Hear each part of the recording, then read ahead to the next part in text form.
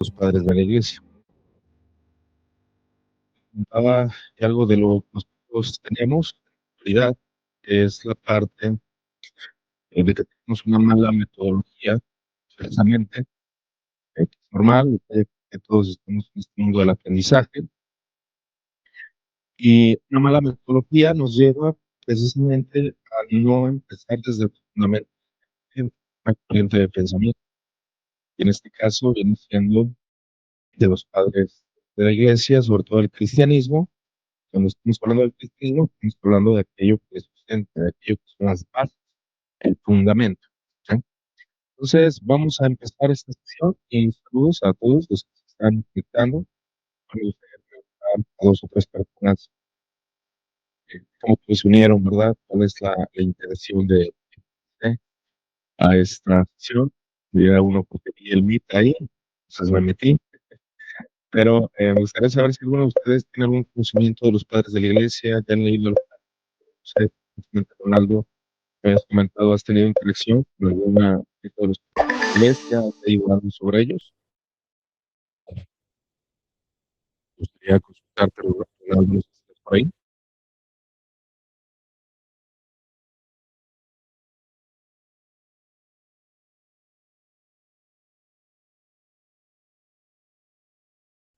Que parece que no, ¿verdad?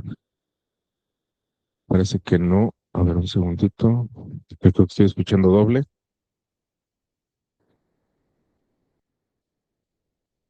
Ok. ¿Sí me escuchó?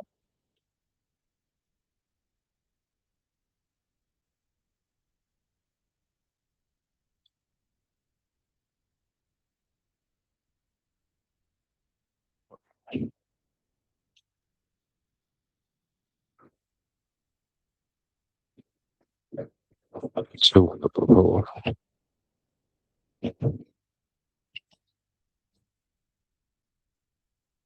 Ok, ya vi por qué motivos. Ok, Ronaldo, parece que no estás por ahí, ¿verdad? Ok, vamos a ver a alguien más.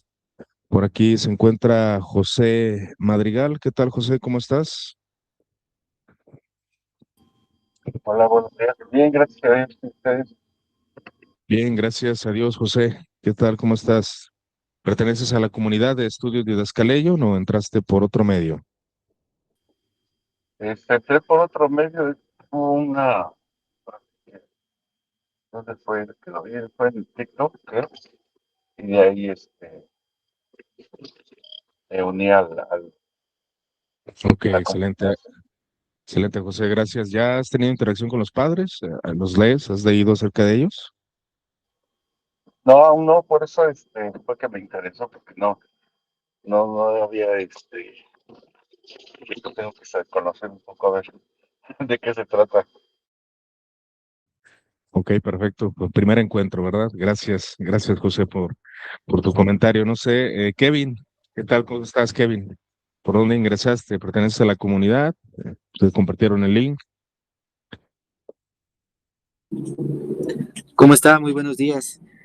Sí, ya hace algún tiempo recuerdo haber estado y participado en un par de clases, entonces como hay un grupo por ahí en WhatsApp, ahorita enviaron la información y me interesó bastante. Por eso ingresé a la clase y sí, con respecto a los padres de la iglesia, siempre me ha interesado mucho el estudio de la historia de la iglesia como tal. No tengo un conocimiento muy profundo, pero sí algunas cuestiones muy esenciales, pero al final creo que para esto son estas oportunidades para poder conocer un poquito más. Perfecto, Kevin, muchas gracias por ese comentario. Es un gusto conocerles. Muchas veces vemos ahí lo que son digamos, las imágenes, ¿verdad? De cada uno de ustedes que ingresa. No sabemos quién está detrás, pero es bueno poder conocerles, saber quiénes son. Y sobre todo esta parte de la interacción que a mí me interesa, el hecho de que los medios sociales pues, nos han llevado a estar siempre enfrente de una pantalla y a veces es agotador y cansado, ¿verdad? El ser humano necesita el tema de la interacción, el poder interactuar. Y pues me gustaría, si les es posible, que prendan sus cámaras, ¿verdad? Sí, que prendan sus cámaras para conocerlos, para verlos y poder llevar esta temática también con esta interacción. Bien, sin más que decir, vamos a empezar la dinámica. Tenemos algunos libros de recomendación que ya les estaré proporcionando a aquellos, o al menos la información de los libros, a aquellos que se añadan al curso. Esto, como ustedes sabrán, es una clase de prueba, ya que nuestro curso em, consta de 17 clases aproximadamente, de 15 a 17 clases, todo depende de la interacción. Pero esto es una invitación precisamente a cada uno de ustedes para que se puedan añadir a este curso. Precisamente será a las 10 de la mañana hasta las 12 de la tarde, donde estaremos profundizando en la historia y en algunos textos de los padres de la iglesia, ya que la patrología es una ciencia que se dedica al tema del estudio de los escritos. Si bien es verdad, no vamos a tratar o no vamos a intentar ver todas las temáticas, eso es imposible y menos en un curso tan pequeño, que 17 clases es casi nada, para tratar de profundizar a los padres de la iglesia, pero sí encontramos elementos que nos pueden ayudar en cuanto a poder comprender a los padres y tener nuestro primer encuentro con ellos. A los que señalan el curso les explicaré la metodología de trabajo en la siguiente sesión. Esperamos que puedan ustedes participar. Hay de diferentes confesiones, cristianas, católicos, ortodoxos y protestantes, así que vamos a manejar la línea científica, es decir, el conocimiento de un autor y un personaje y sus creencias. Esto encontraremos distintas alusiones a lo que son los textos de los padres, y sobre todo analizar el pensamiento del padre, ¿sí?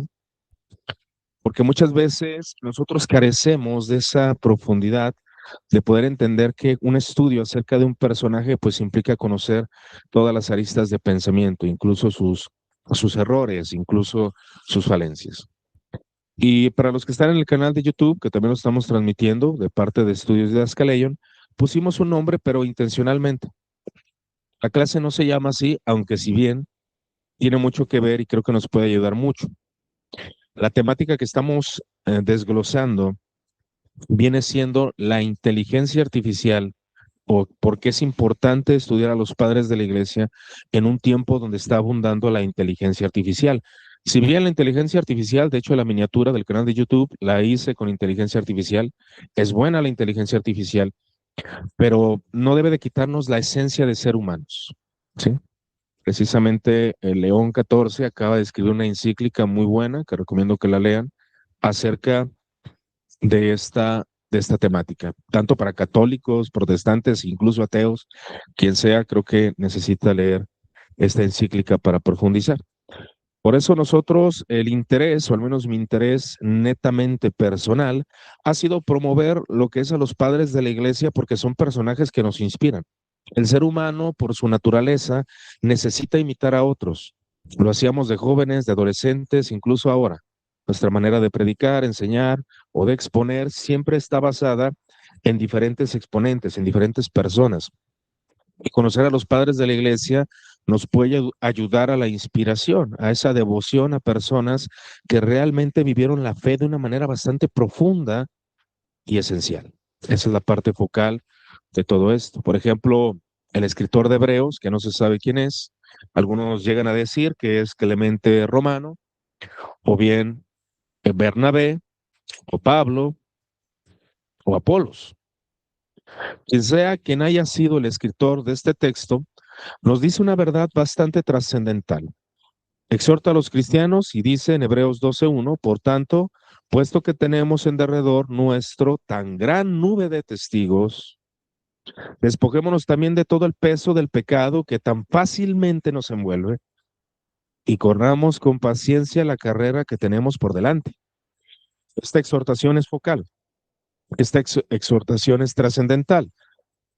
Está diciendo a los cristianos, hablando acerca de los escritores del Antiguo Testamento y de textos deuterocanónicos, acerca de esos hombres que dieron su vida, que fueron valientes, que tuvieron miedo, que vieron la importancia de lo que es la vida trascendental y la dignidad del ser humano. El hombre es más que un simple cerebro flotante.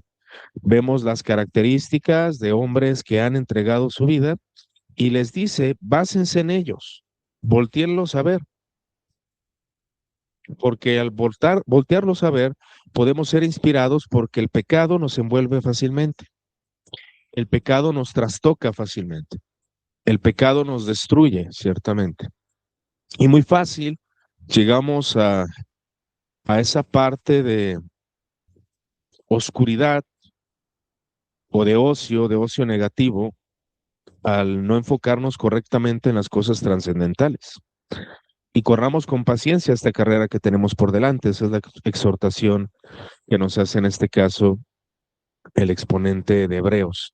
Filipenses, a Pablo dice lo siguiente: por lo demás, hermanos, todo lo que es verdadero, todo lo digno, todo lo justo, todo lo puro, todo lo amable, todo lo honorable, si hay alguna virtud,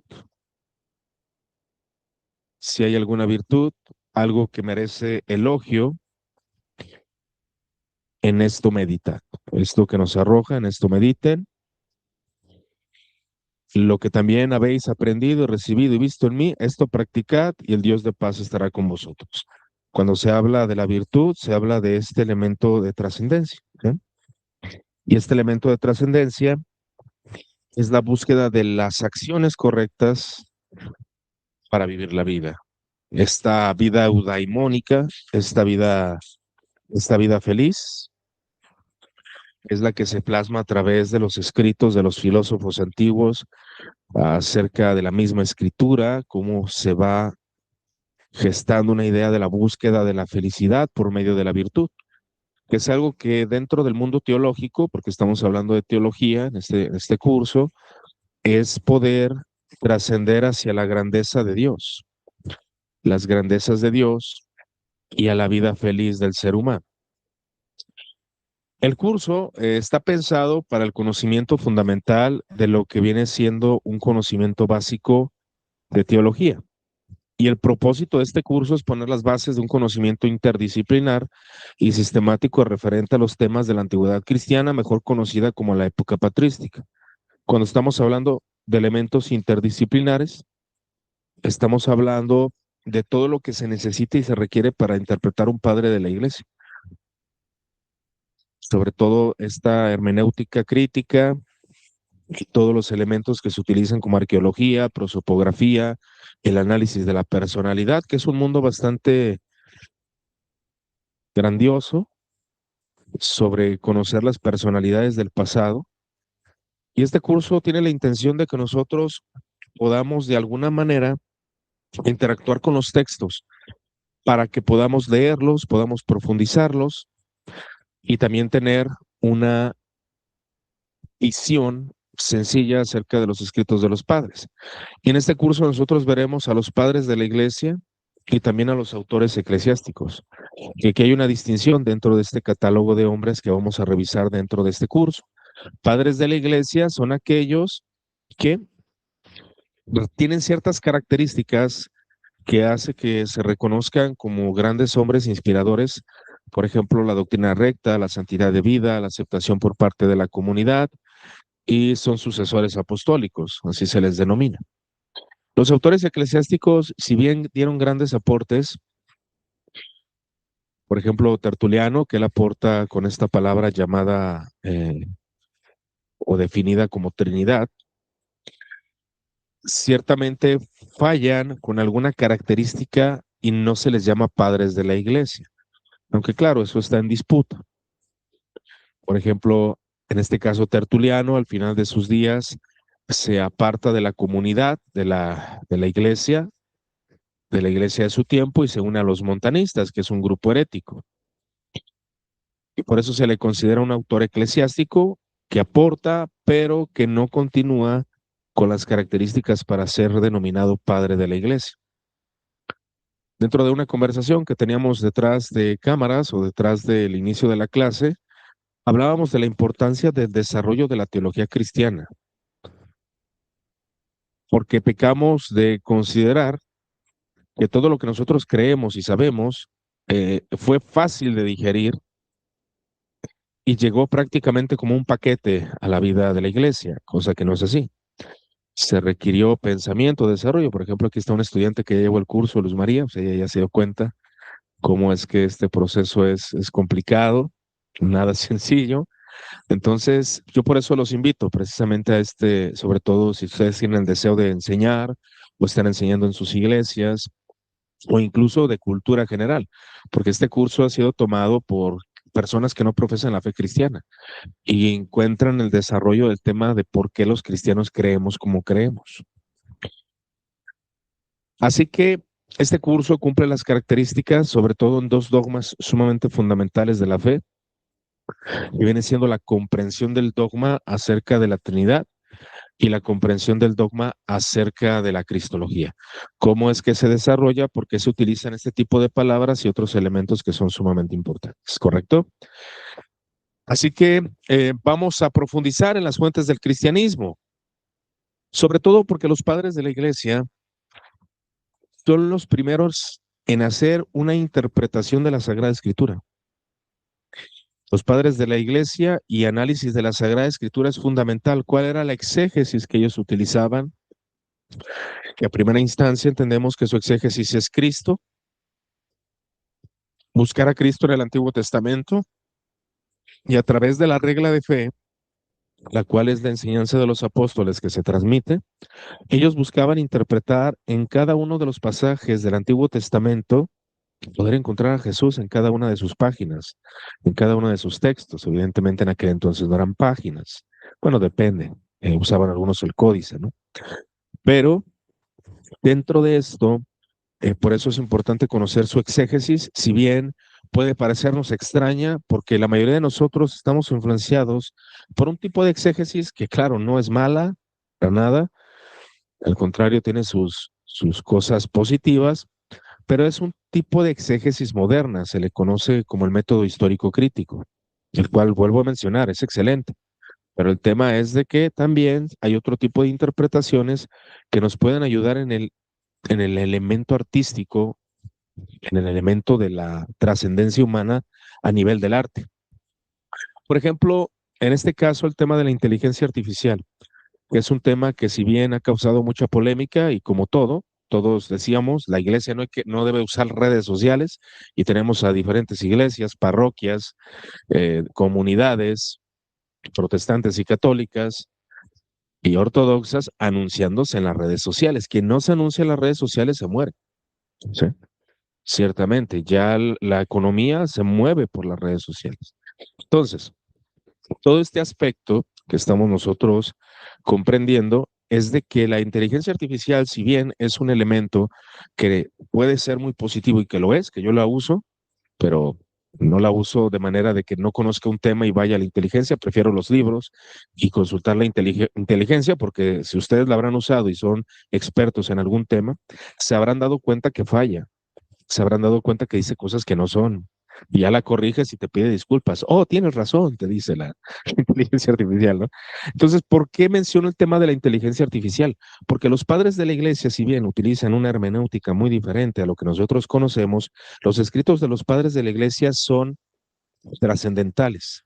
El arte no se puede mistificar, es decir, se utiliza lo que es temas como la muerte, la vida, el sufrimiento, el dolor, Dios, la riqueza, el poder, la ambición, todos esos elementos que nosotros conocemos y que en cualquier etapa de la historia que se toquen son trascendentales. Por eso los escritos de los padres son sumamente actuales. Y lo que nos enseñan es esta capacidad para poder desarrollar la temática de el arte humano, la poesía humana, la esencia humana, ciertamente. Regálame un segundito, por favor.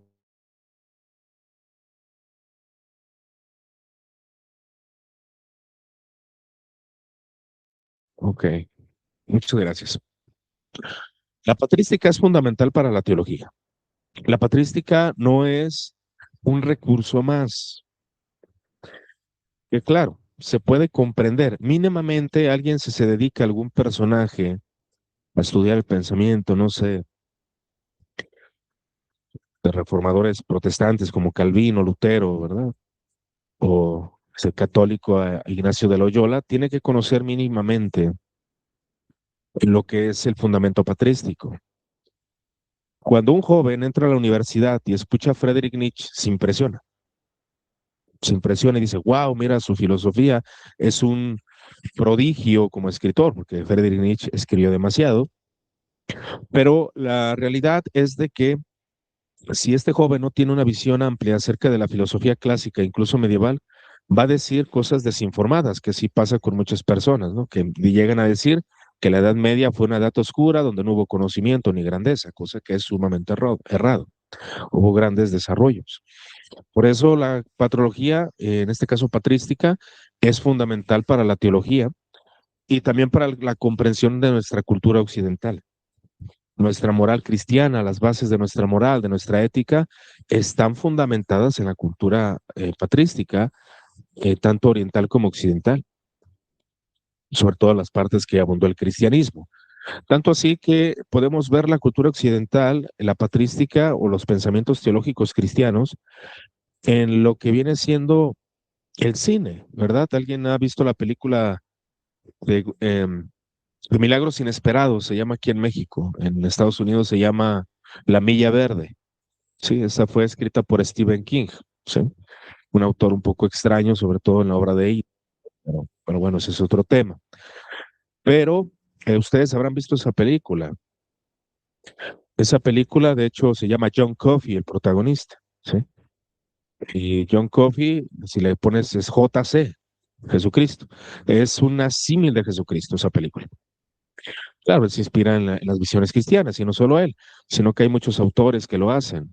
La cultura occidental, sobre todo el cine mexicano, también está impregnadísimo de cuestiones cristianas, ¿sí? Me refiero católico, cristiano, y muchos elementos de esta índole. El hecho de que el héroe en nuestra cultura occidental siempre sea alguien que se entrega y se sacrifica por los demás, es algo que la cultura occidental tiene con la persona de Cristo. ¿Por qué? Porque los héroes antiguos griegos no tenían que ser buenos para ser héroes, simplemente con ser valientes era suficiente para que ellos fueran reconocidos como héroes.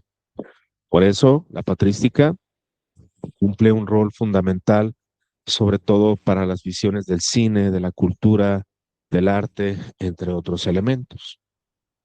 Así que la patrística, vuelvo a insistir, no solamente es una rama de la teología, sino que es para que ustedes y yo comprendamos la base de la cultura europea y americana.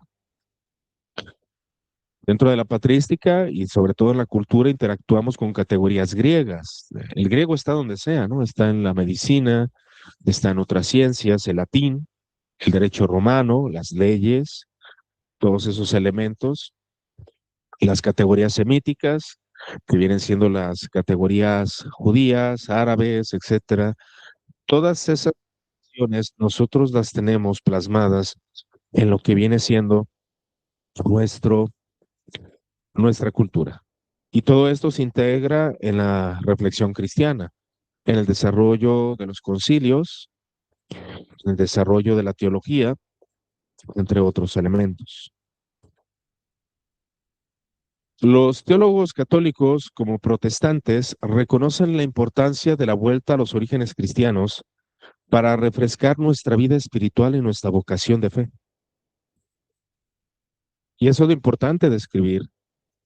Claro, de escribir, sí, ciertamente la escritura es una parte de liberación del alma, pero también el leer los textos de los padres, el poder conocerlos, el poder profundizar en ellos en un tiempo de dolor, de muerte, creo que son fundamentales para ayudarnos esta literatura, ya que el mismo lema de los humanistas y reformadores, que viene siendo humanistas como Erasmo de Rotterdam, los reformadores protestantes y reformadores católicos, hablan del término ad fontes, que significa volver a las fuentes. ¿Se refieren a la escritura? Claro que sí, pero también se refieren a la tradición cristiana, a los padres de la iglesia, San Agustín, a Policarpo de Esmirna, el tema de su entrega, de su pasión, de su vivencia, poder comprender lo esencial de la fe cristiana. Ese es el trabajo que los humanistas pretenden. Y se hace en un momento donde la corrupción comienza a abundar, donde la ignorancia abunda, donde la esencia del cristianismo se pierde. Y esto pasa en todos los grupos religiosos. Por eso es importante que los creyentes, aquellos que profesan la fe, pues de alguna manera tengan esta interacción con la patrística. ¿Qué es la patrología? Que precisamente así se llama nuestro curso.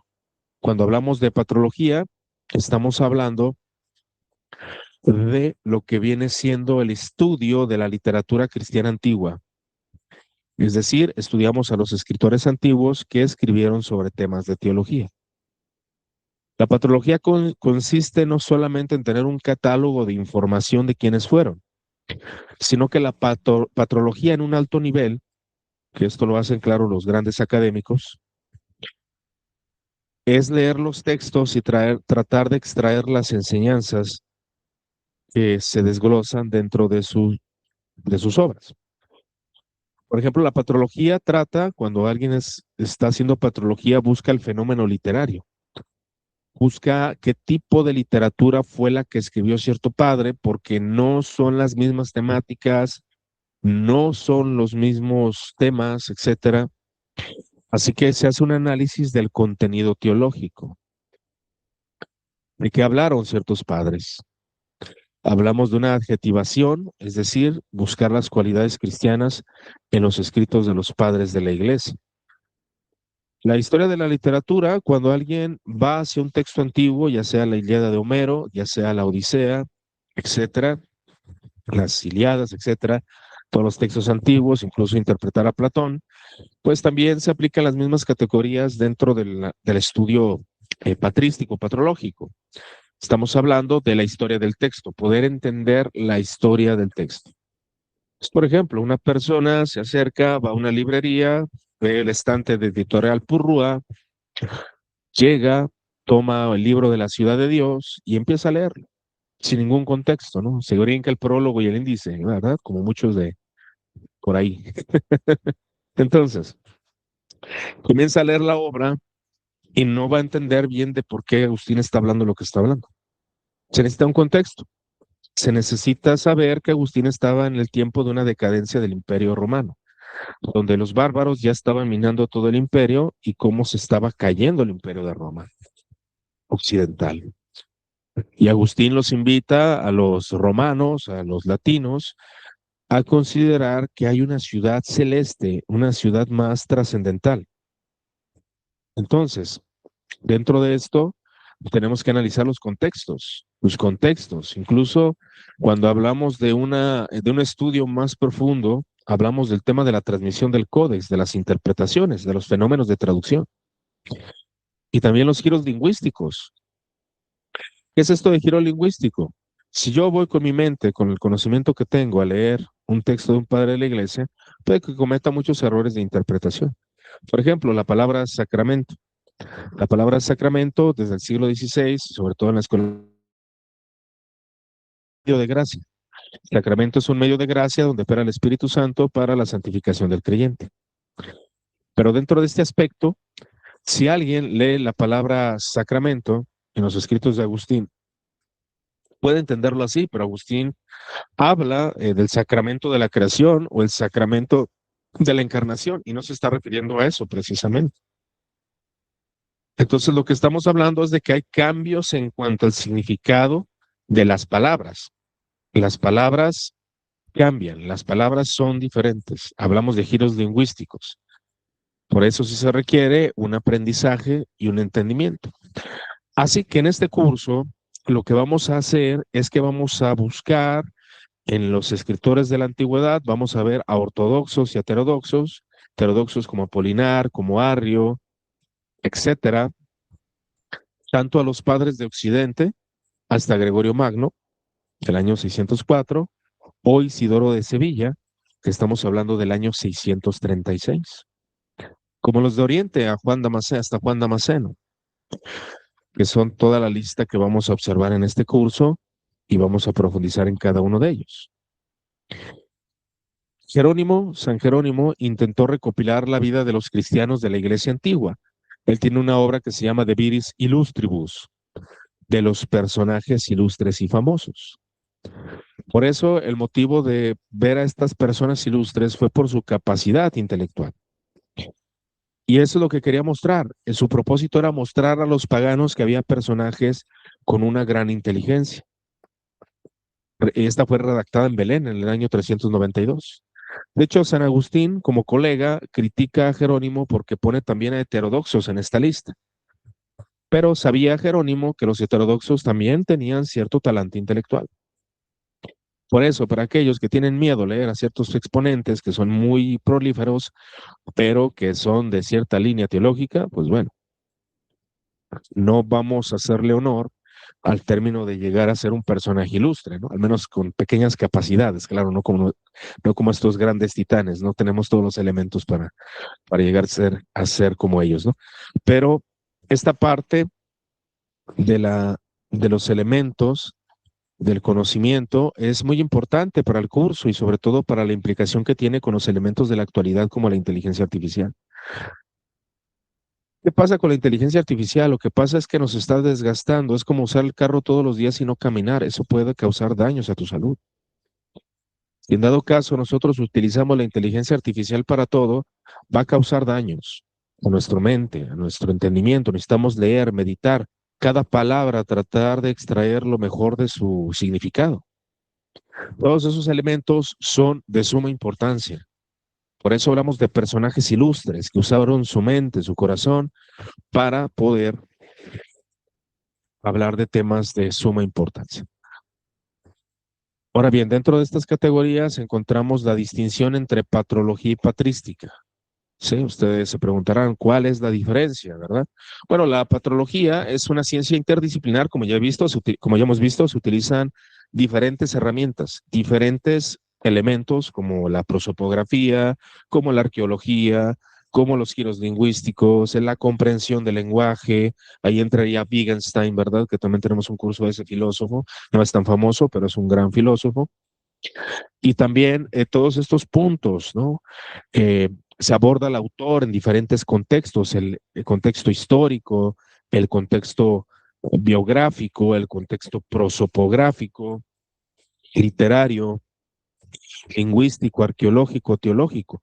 Los elementos prosopográficos son importantes porque la personalidad de un autor nos habla de la esencia de por qué escribió como escribió, por qué pensaba como pensaba. Aunque cabe mencionar que vamos a ver a hombres o padres de la iglesia que tienen este efecto pendular. Es decir, podemos hablar hermosamente, tener grandes ideas y grandes ideales, pero nuestras acciones son diferentes. Y pasa. Diría por ahí un autor agnóstico llamado Bart Ehrman, los cristianos muchas veces no alcanzaron los ideales de los que escribían, ¿no? Estos ideales, los cuales muchas veces son de de gran elevación y gran entendimiento. Pero claro, ¿qué seríamos nosotros sin ideales, verdad? No somos lo que quisiéramos ser, pero luchamos para ser lo que debemos de ser. Y esa es la parte fundamental, el elemento prosopográfico, el tipo de literatura que manejaron, el elemento lingüístico, griego, latín, etcétera, arqueológico, estudiar la sociedad de su momento, el teológico, ¿sí? La teología que ellos van desarrollando, los temas que tocaron, porque no todos los padres de la iglesia tocan los mismos temas. Sí, hay quien dice, voy a ir a los padres de la iglesia para justificar mis creencias, pero si tienes un estudio serio, te vas a dar cuenta que no creen como tú crees, que no van a abrazar lo que tú abrazas, que es un tipo de iglesia muy diferente a lo que nosotros vemos en la actualidad. En la esencia de la regla de fe, no, pero en otras prácticas sí. Por eso, cuando alguien trata de justificar todas sus creencias a los padres de la iglesia, puede llevarse un chasco, porque no lo va a encontrar. Va a encontrar incluso cosas extrañas para su conocimiento. Y esto no que sea malo, sino que hay que entender el tipo de filosofía, el tipo de método que utiliza cada padre de la iglesia. Por eso hablamos de una contextualización, por colocar a los padres de la iglesia en la cultura clásica. El error del anacronismo es tratar de sacar un exponente de su tiempo y ponerlo en la modernidad, en la posmodernidad, que es el tiempo que nosotros estamos viviendo. Por eso analizamos el elemento arqueológico, podemos insistir, las sociedades de su tiempo, la cultura de su tiempo, los elementos literarios, ya sea la retórica era sumamente importante. Ahora los medios de difusión, como son las redes sociales, y todo esto lo utilizamos precisamente para dar a extender un conocimiento. ¿Sí? Y encontramos esta parte de los elementos lingüísticos. Estamos hablando de que vivían en una época eminentemente literaria. Esto quiere decir que si se querían dar a conocer, tenían que escribir de manera retórica.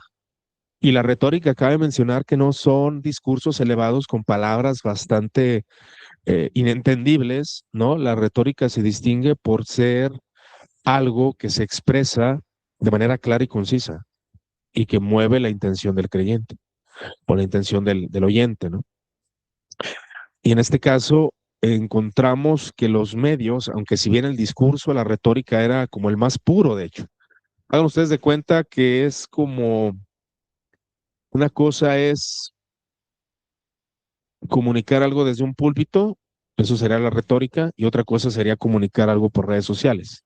Eso sería lo que es el elemento literario o escritura. Es decir, la escritura no se veía tan bien, pero eso era más en los tiempos antiguos como lo que es la filosofía clásica con Sócrates o Platón.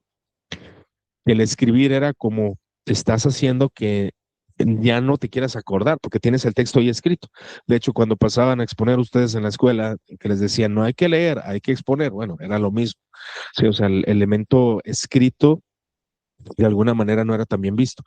Claro, después toma su propio camino y se dan cuenta que es una riqueza la lengua escrita. Por eso los padres de la iglesia pues también escribían sus obras, las redactaban de una manera que el pensamiento fuera coherente, que es lo que está pasando en la actualidad. Por ejemplo, en México um, se ha visto que hay gente que ni siquiera sabe redactar un texto y están en puestos de gerencia. Un correo electrónico, no lo saben. Una vez me pasó que una persona tenía que enviarme un correo y me envió un correo electrónico, todo el correo electrónico en la parte del asunto, ¿no? Así como que, oye, ¿por qué lo escribiste en el asunto? Lo hubieras escrito en la parte donde va, ¿no? Pero bueno, esto se debe precisamente a la falta de capacitación mental que muchas veces estamos teniendo. Entonces, la patrología debemos de entenderla como el estudio de un autor cristiano antiguo. El estudio de un autor cristiano antiguo. Y eso es lo que vamos a hacer en el curso. Vamos a estudiar a cada autor. La patrología viene de un término creado por el luterano Johannes Gerhard en su obra Patrologia sive de primitive ecclesiae Christiane Doctorum Vita ad Lubricationibus Opusculum, ¿sí? Que es Patrología, un pequeño ensayo sobre la vida y reflexiones de doctores de la Iglesia. Lubricationibus Opusculum, mejor dicho. Es una reflexión sobre los doctores de la Iglesia primitiva. Así que la patrología lo que se dedica es a los textos, a la filología, a la crítica arqueológica, a la hermenéutica del texto existente. La patrística aborda solo el pensamiento del autor. Si yo les pregunto a ustedes, ¿han escuchado acerca del pecado original? Lo más seguro es que alguno de ustedes me diga que sí. Pero aquí la consulta es, ¿a quién? ¿Qué padre de la iglesia habla del pecado original? ¿Quién sabe? O alguien que nos quiera compartir. ¿Qué es más conocido por eso?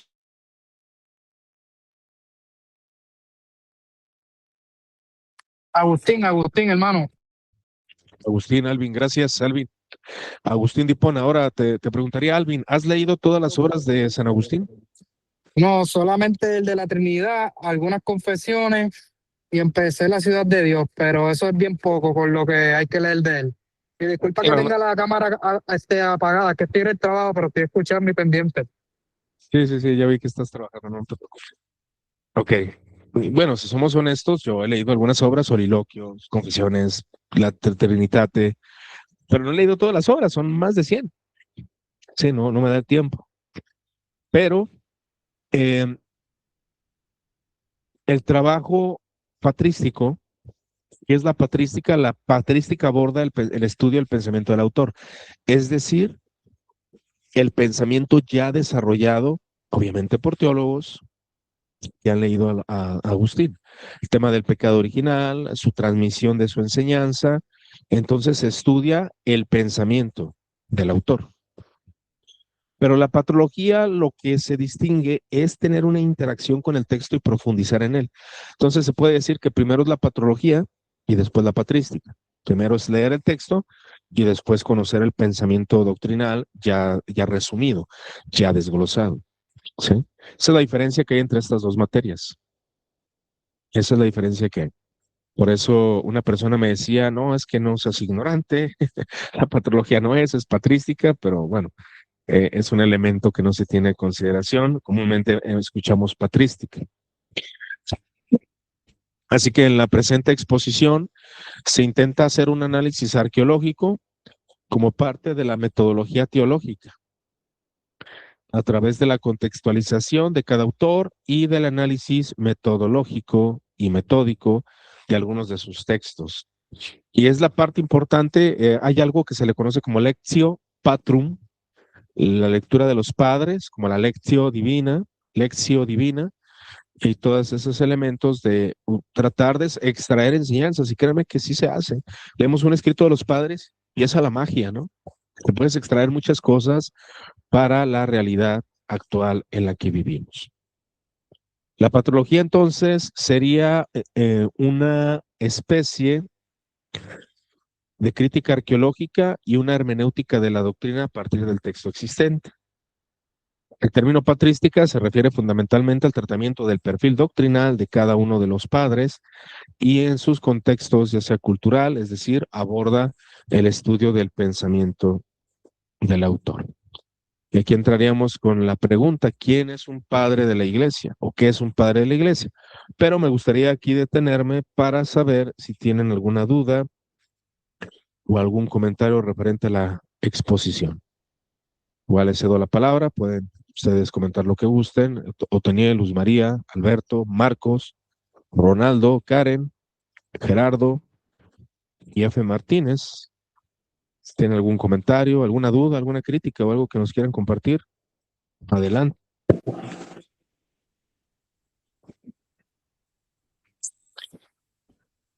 Sí, Sí, Marcos. Ah, ok. sí. Bueno, tengo entendido que los padres de la iglesia fueron los discípulos de los apóstoles de Jesús. Entonces, ellos tenían discípulos o estaban enseñando y esos alumnos de los discípulos de Jesús a esa generación o a ese conjunto de personas se les llama padre. Eso es lo que yo tengo entendido. Padres de la iglesia. Esto. Sí, se puede decir que son sucesores. Claro, si hablamos de Clemente Romano, si hablamos de Policarpo de Esmirna, de Ignacio de Antioquía, por ejemplo, Policarpo, pues tiene un contacto con Juan. Ignacio de Antioquía tiene un contacto directo o indirecto con Pedro. Y Clemente Romano indirectamente también tiene un contacto con Pedro. Por ahí se escucha el micrófono abierto. Igual lo voy a silenciar ahorita que se damos la palabra, con gusto lo abrimos. Eh, entonces sí, son sucesores en ese sentido. Los demás, claro, se empiezan a establecer bajo una jerarquía eclesial y todos estos elementos. Pero se puede definir ciertamente como sucesores de los apóstoles por el tema de la doctrina y el tema de la sucesión, que es algo que se mantiene en disputa dentro de los ámbitos cristianos, ¿no? Pero sí, ciertamente así es. Gracias Marcos por su comentario. Otoniel, parece que tenías algún comentario. Sí, me llamaba la atención el periodo del tiempo hasta el siglo octavo. Yo pensaba que los padres llegaban hasta el siglo quinto, sexto, con los últimos cuatro padres occidentales, y ver de que se abre hasta el momento donde tenemos el último concilio ecuménico. Entonces, eso me llamó la atención. Sí, precisamente hasta el siglo octavo, el concilio de Nicea segundo, con participación de Juan Damasceno, sobre todo en el tema de los íconos sagrados, ¿no? Ahí es donde se toca. Entonces sí, y de hecho se ha buscado que se extienda. Algunos autores han mostrado aproximadamente en el siglo noveno y siglo décimo algunos padres de la iglesia, con ciertos elementos algo alentadores en referencia a esto. Entonces, si algunos tratan de extenderlo aún más. Y hay autores poco conocidos, evidentemente. Hay autores que no conocemos, por ejemplo, Boecio, ¿no? Que es un gran autor, entre otros que son de gran suma importancia, ¿cierto? Por ahí veo una comentario, dice, hola, soy un servidor Felipe Martínez, mi equipo es limitado, no tengo cámara ni micrófono, pero mi interés es real. Únicamente podría interactuar de esta forma, sin problema. Gracias por comentarnos, Martínez. ¿Qué aporte significativo pudo realizar un padre de la iglesia que no podría efectuar un apóstol?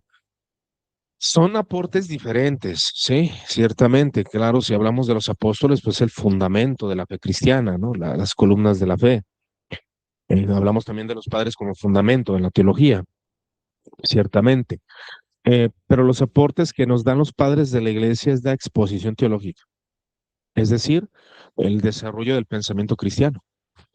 Eso es lo que los padres aportaron. Ahora, ¿Pablo lo aportó? Claro que sí, pero con sus limitantes, con sus categorías, con sus formas. Los padres de la iglesia son cristianos en sus contextos que tienen que desarrollar conforme a las herramientas que tienen, ¿no? Ya sea el neoplatonismo, ya sea el estoicismo. Los padres de la iglesia aportan, por ejemplo, si ustedes, bueno, yo soy trinitario, evidentemente, pero dentro de esta postura trinitaria, yo no encuentro la Trinidad en el sentido de una palabra que me lo describa, sino que encuentro la Trinidad de manera fragmentaria.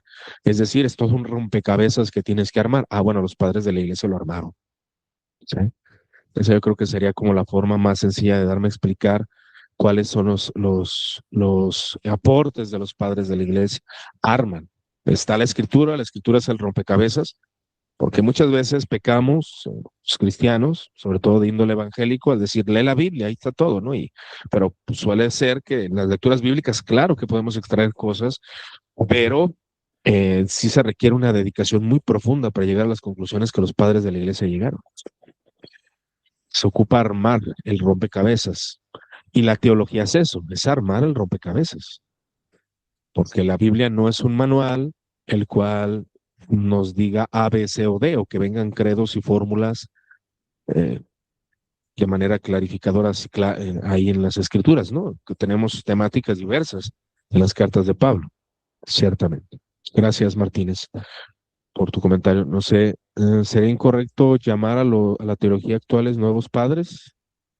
Sí, yo digo que sí, es una categoría que no le correspondería a nivel cronológico. Cuando hablamos de un padre, hablamos de un orden generativo. Entonces, el padre, estamos hablando de la época inicial. Ahora, ¿por qué a los apóstoles no se les llama padres, no? Bueno, en este sentido, los apóstoles podrían ser llamados padres, pero bueno, los apóstoles son precisamente eso, apóstoles de Cristo. Y los padres son aquellos que las doctrinas de los apóstoles las van a transmitir.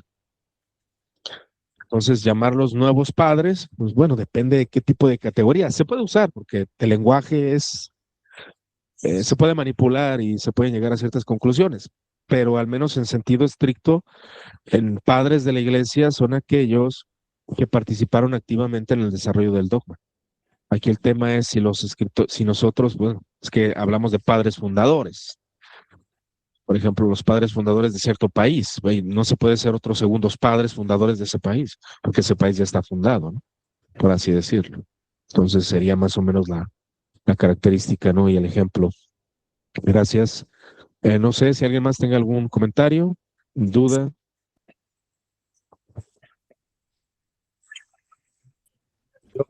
Sí, yo, no. ¿Otoniel o quién? Ujú. Sí, Marco, Otoniel. Adelante. Bueno, Marcos primero, después voy yo. Marcos, adelante. Oh, perdón, Marcos.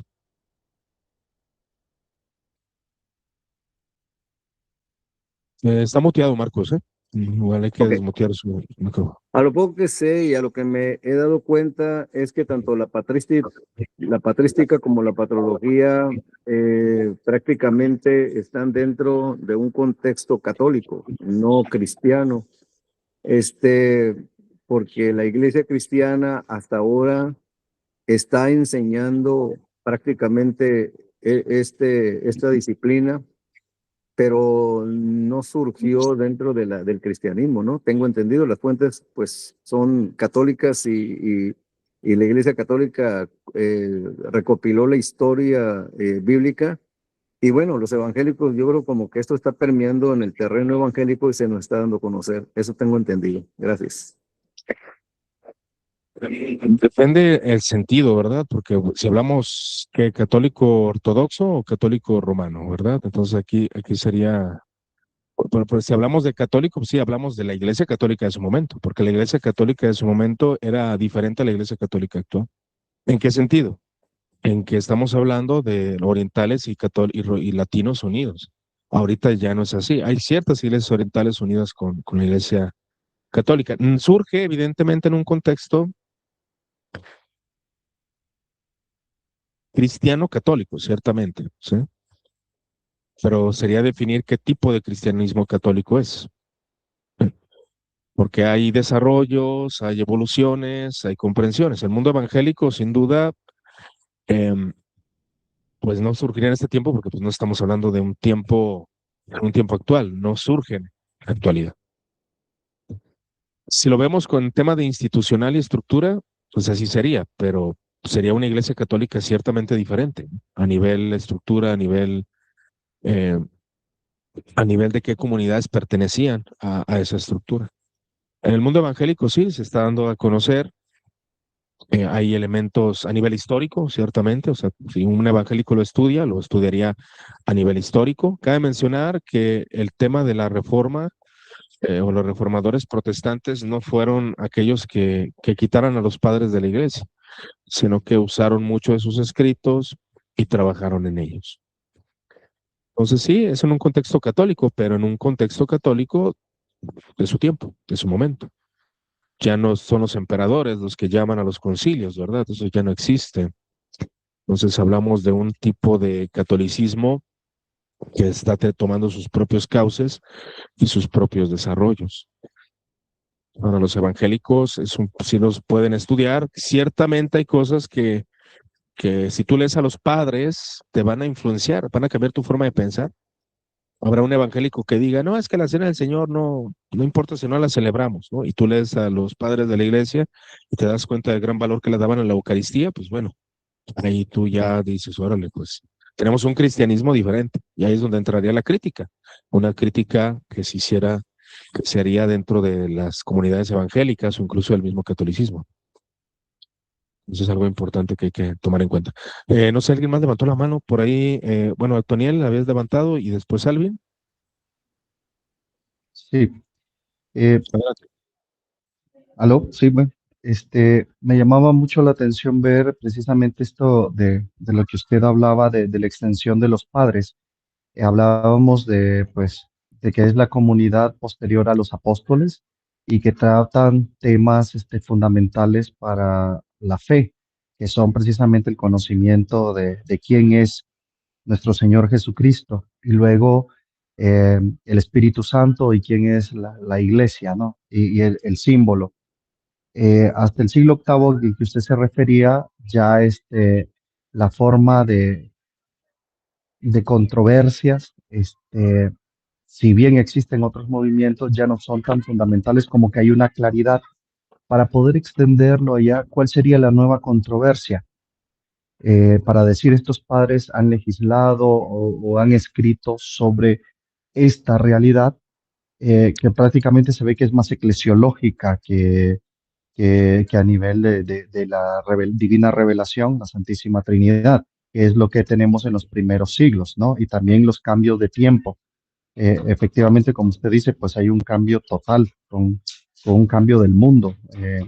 Ya es otra forma de gobernarse, son otras formas, ya la iglesia oriental y occidental, aunque tienen puntos claros en su símbolo de fe, ya como institución no están, y las controversias que hay en Oriente son distintas a las de Occidente.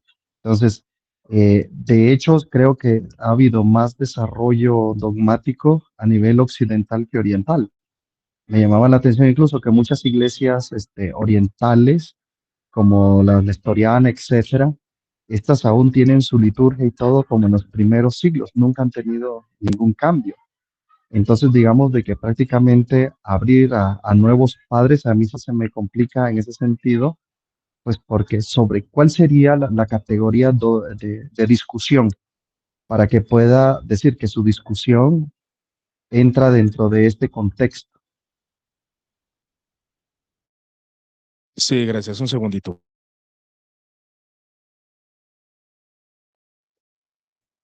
Ok, muy bien, una disculpa. Eh, sí, es un gran punto que comentas, sobre todo el tema de la controversia. ¿Cuál controversia? En el siglo octavo, precisamente, se mantiene todavía una controversia cristológica, una controversia trinitaria. Los arrianos no han desaparecido del todo. Isidoro de Sevilla, precisamente con la famosa agregación del Filocue, sobre esas características, todavía se siguen manifestando ciertos postulados, por así decirlo, trinitarios y cristológicos. Si bien argumentaste algo cierto, es a nivel eclesiológico también lo que se va a desarrollar, se va a desarrollar esta postulación. Pero, por ejemplo, si nosotros vemos los textos de Boecio, de Beda, em, de, no sé, teólogos como Próspero de Aquitania, entre otros, notaremos que la controversia, si bien es más de índole antropológico incluso, ¿sí? Y también de índole trinitario y cristológico, o sea, va ligado sumamente. Entonces es algo que en el siglo octavo se alcanza a percibir todavía con estos últimos padres, así llamados, ¿no? El siglo noveno todavía hay ciertos esbozos, ciertos escritos, aunque ya más bien ya se le conoce como la recepción de la patrística, porque a fin de cuentas ya son las reflexiones con base en la patrística. Por eso ya hablamos del siglo noveno, siglo décimo, pues ya entramos a otra etapa. Entramos a la etapa escolástica medieval, ¿sí? Entonces, encontrar nuevos padres después del siglo octavo sí es complicado, aunque algunos han buscado extenderlos por el mismo tema de la recepción. ¿Qué les parece si tomamos 10 minutitos de reposo? Regresamos a las 11:13 para continuar con la sesión. Igual no se salgan, solamente hay que apagar las cámaras y regresamos en unos minutitos.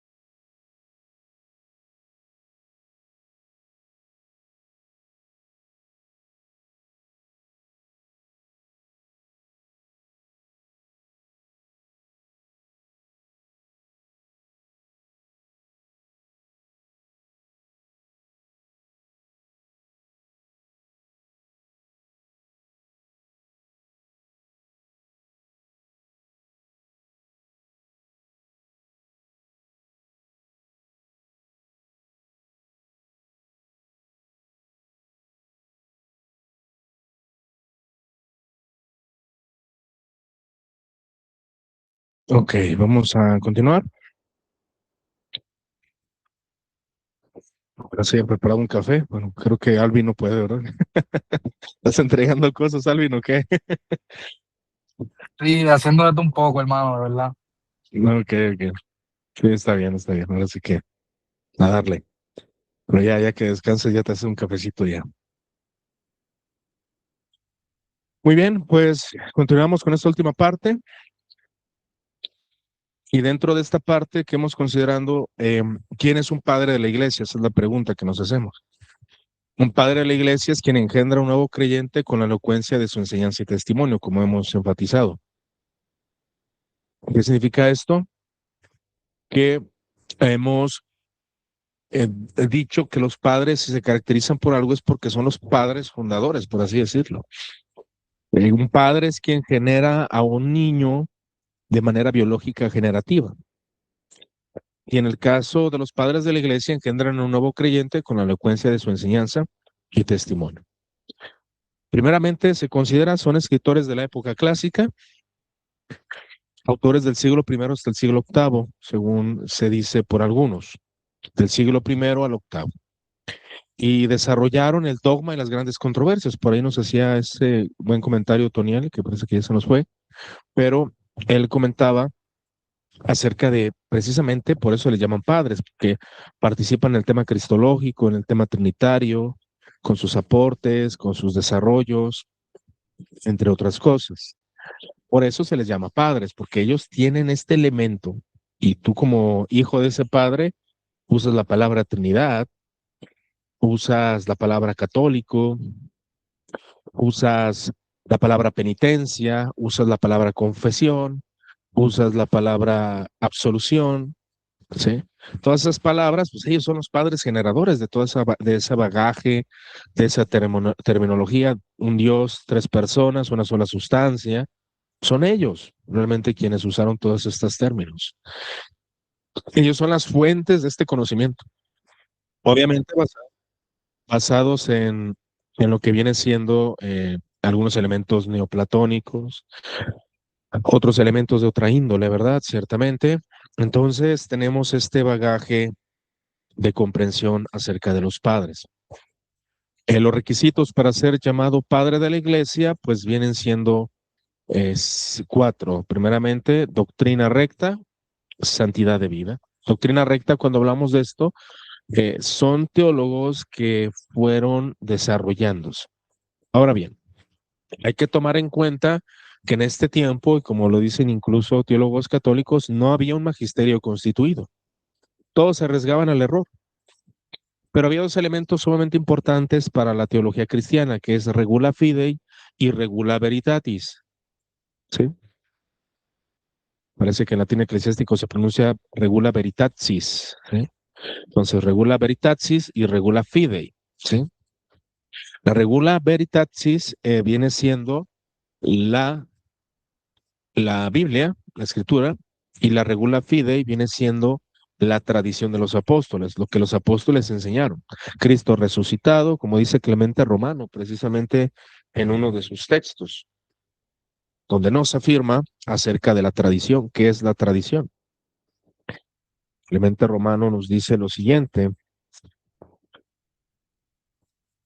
demos por tanto de mano a nuestras vacuas y vanas preocupaciones y volvamos a la gloriosa y venerada regla de nuestra tradición, regula fide, y veamos qué es lo bueno, qué es lo agradable, qué es lo acepto en la presencia de nuestro Creador. Fijemos nuestra mirada en la sangre de Cristo y conozcamos cuán preciosa es a los ojos de Dios y Padre suyo, pues derramada por nuestra salvación alcanzó gracia de penitencia para todo el mundo. Ahí vemos cómo Clemente se centra en la muerte de Cristo, en el perdón de pecados y esos elementos que vienen en la tradición de la iglesia. Con esa tradición puedo interpretar Isaías 53, puedo interpretar Génesis, puedo interpretar otros textos. Es lo que hacían los padres. Aunque no había un magisterio constituido, se manejaban bajo esa regla.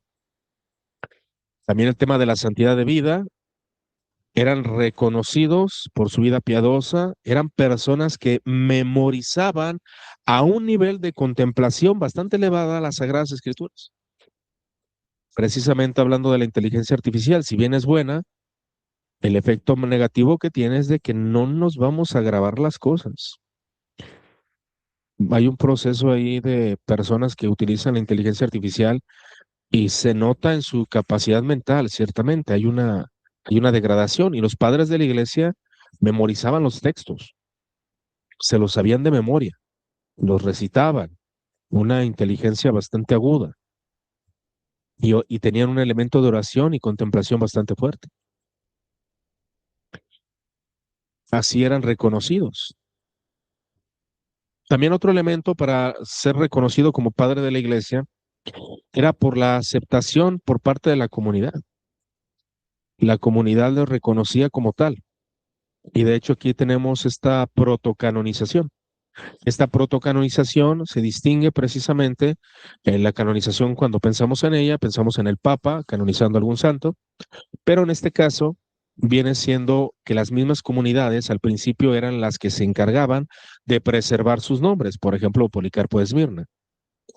Y la iglesia le iba reconociendo y otras iglesias aceptaban esa canonización, le reconocían y lo tenían como un nombre ideal, de ideal cristiano, ¿no?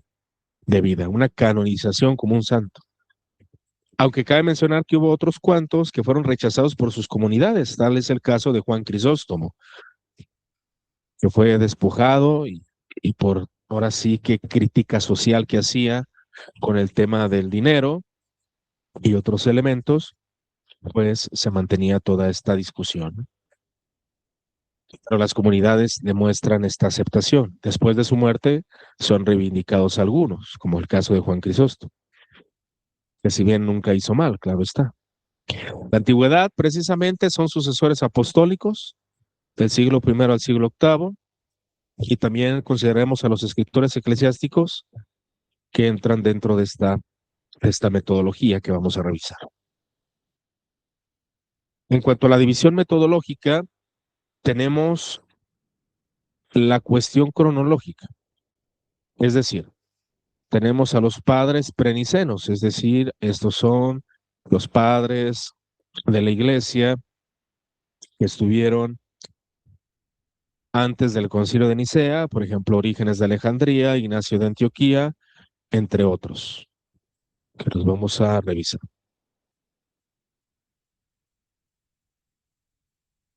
Entonces, bajo esa premisa,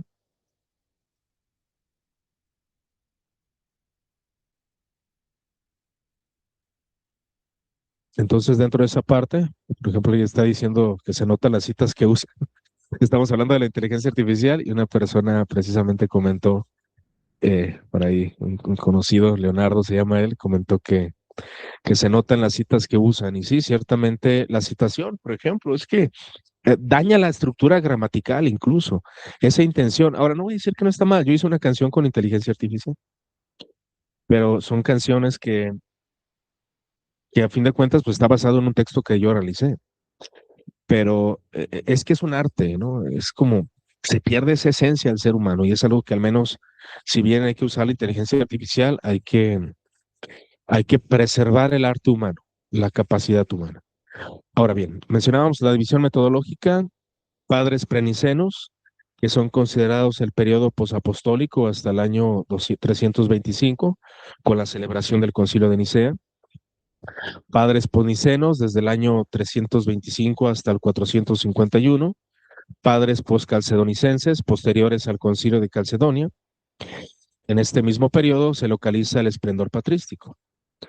Y tenemos a los últimos padres que están situados hacia finales del siglo VII y el siglo VIII, ¿no? Entonces, tenemos estas categorías de los padres de la iglesia. La temática también es algo muy importante. No todos los padres tocaron los mismos temas ni llegan a las mismas conclusiones. Tenemos a padres apologistas que defendieron la fe ante la cultura pagana. Tal es el caso de Justino Mártir, Atenágoras de Atenas, Teófilo de Antioquía, incluso Taciano, que que no se le considera padre, claro está, se le considera incluso heterodoxo. Tenemos a padres heresiólogos, opositores del error doctrinal. Aquí entra, por ejemplo, Agustín. Agustín combate contra los maniqueos, donatistas y pelagianos. El caso de otros exponentes, Ireneo de León, en su obra Adversus Hereses. Y también tenemos a padres catequistas que si ustedes enseñan en sus iglesias, pues sería muy importante que leyeran a Clemente de Alejandría, a Cirilo de Jerusalén, a Juan Crisóstomo, que fueron pioneros en la formación de los cristianos. También padres exégetas como Ambrosio de Milán, Jerónimo de Estridón, Crisóstomo, que se encargan de interpretar las escrituras. Ellos son hermeneutas, ¿no? Exégetas. Y también historiadores, como es el caso de Eusebio de Cesarea, Sócrates, Sosomeno, biógrafos, teólogos, filósofos, poetas, etcétera. Toda esta cátara de información de padres de la iglesia. También lo interesante es analizar las escuelas de las cuales es su procedencia, ya que esto hace que el autor tenga elementos característicos. Por ejemplo, tenemos padres palestinos de la parte de Palestina, por ejemplo, Agustino Mártir, ¿no? Padres sirios, padres de Asia Menor, los capadocios, ¿no? Como Basilio, Gregorio de Niza, Gregorio de Nacianzo, que tienen ciertas características en sus formas, los padres asiáticos, los padres africanos, como Tertuliano. Bueno, Tertuliano es escritor eclesiástico, pero tenemos a Cipriano de Cartago, tenemos a San Agustín de Hipona, no puede faltar su impregnación con la lengua latina, padres apostólicos como Isidoro, padres hispánicos, mejor dicho, como Isidoro de Sevilla, entre otros, tienen un gran estilo académico y profundo, cultural. Se distinguen entre padres de Oriente, padres griegos y padres occidentales.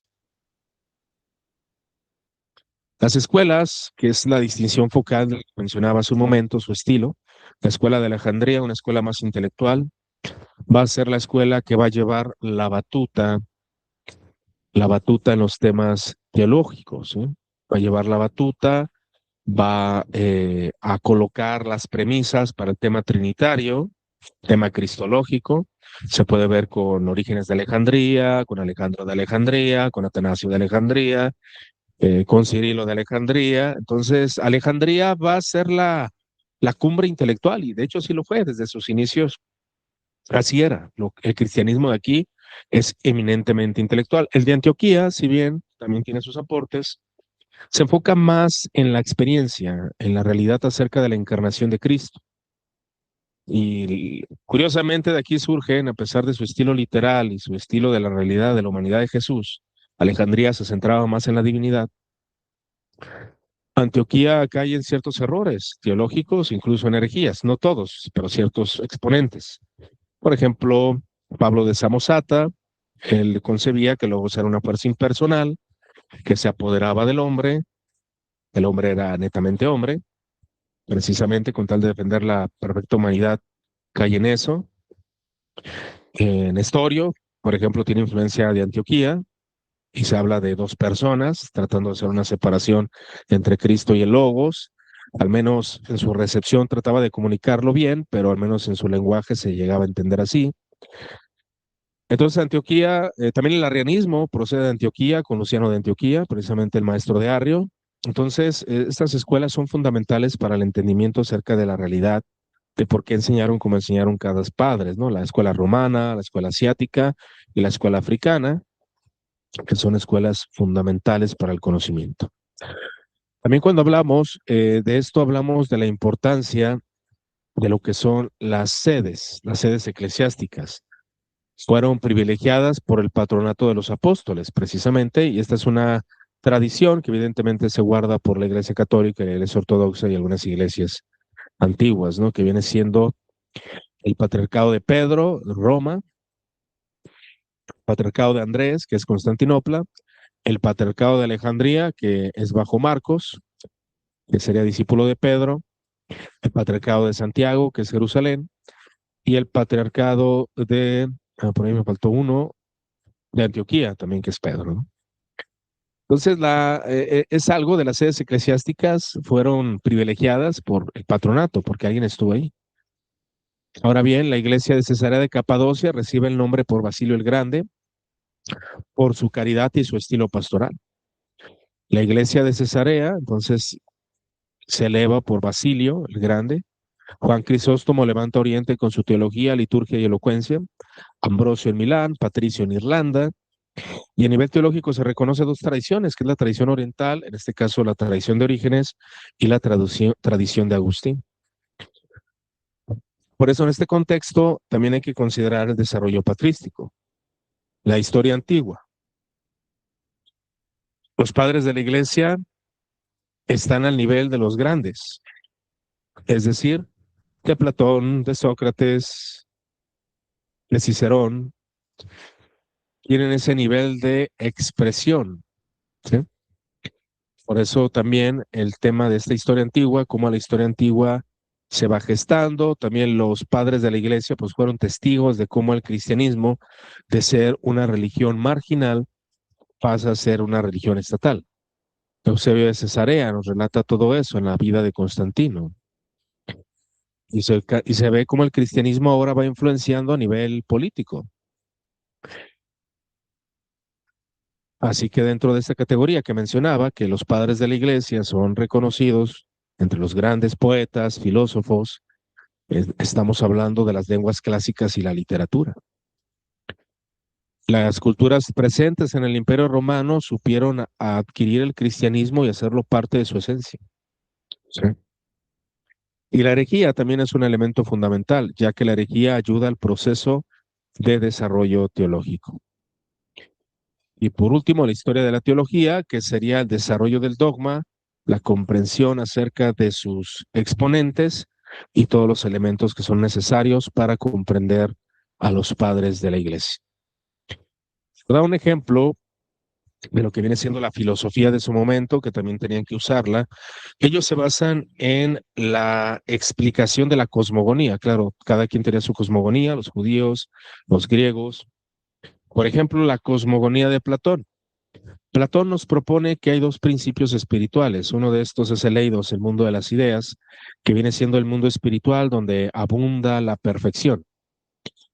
Y el demiurgo, que es un ser que va a copiar del mundo espiritual las cosas y las va a plasmar en el mundo material. Cabe mencionar que los griegos no creían en creación, ellos creían en ordenación, la materia es eterna.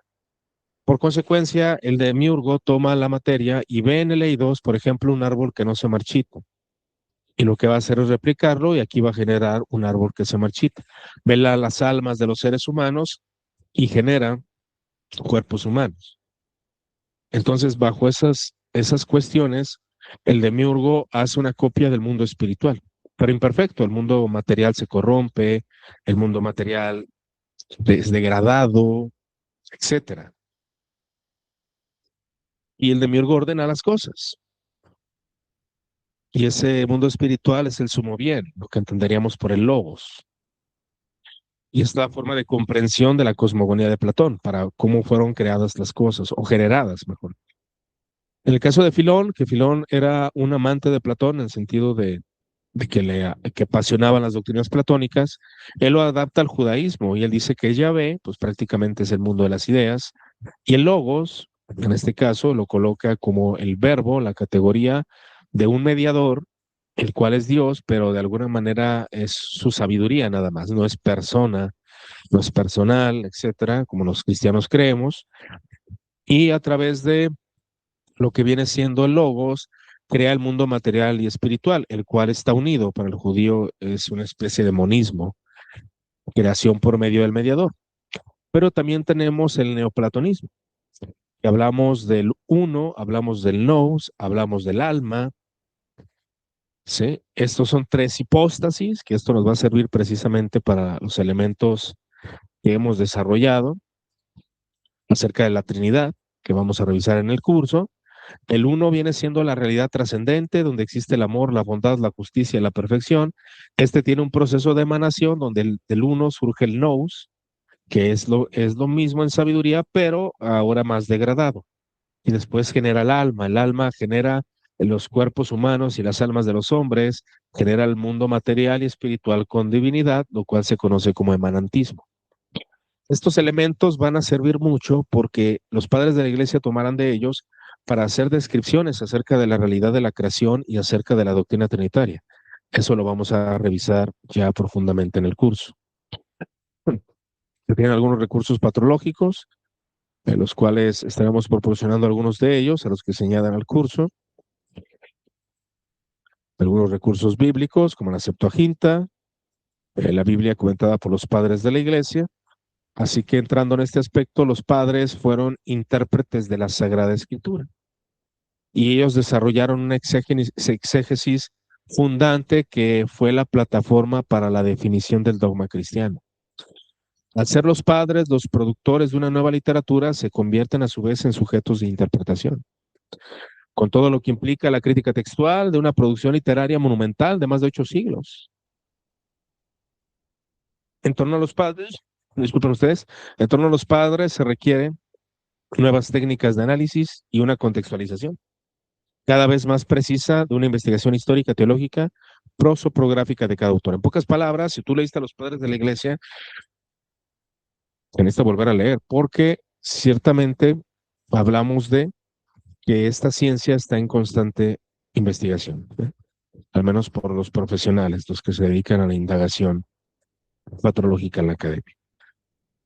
Pues bien, esta viene siendo lo que es el curso de los padres de la iglesia o la parte primaria que vamos a ver, es la primera sesión, ¿sí? Bajo estas meditaciones colocamos esta premisa, la importancia de estudiar a los padres de la iglesia en un mundo que está utilizando la inteligencia artificial, es para desarrollar nuestras capacidades, nuestro razonamiento, poder profundizar en las realidades de la fe. Comenzaremos el martes, el día de hoy comenzamos y el día viernes tendremos nuestra segunda sesión, donde conoceremos a los padres apostólicos, así sucesivamente, cada padre de la iglesia que estaremos profundizando.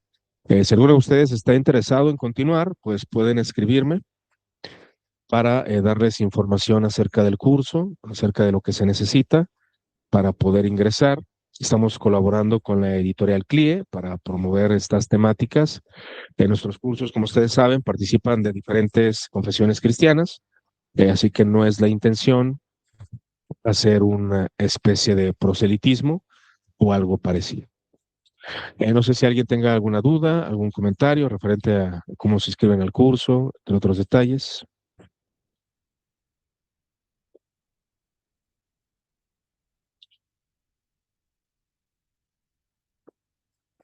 Ok, ¿quién se va a animar a continuar? Hermano, siempre va a ser a esta misma hora y los A las martes. 10, a las 10 de la mañana.